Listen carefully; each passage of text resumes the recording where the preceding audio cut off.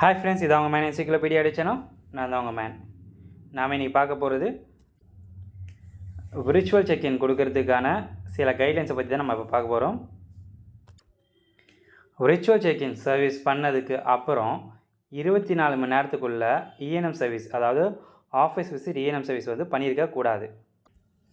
அதே மாதிரி தான் 7 டேஸுக்கு முன்னாடி எந்த இஎன்எம் சர்வீஸும் பண்ணியிருக்கக்கூடாது. இதில் நாம் இஎன்எம் சர்வீஸ்னு எதை மென்ஷன் பண்ணுறோன்னா 99212லேருந்து 99215 வரைக்கும் இருக்கக்கூடியது தான் நாம் இதில் இஎன்எம் சர்வீஸ் மென்ஷன் பண்ணுறோம்.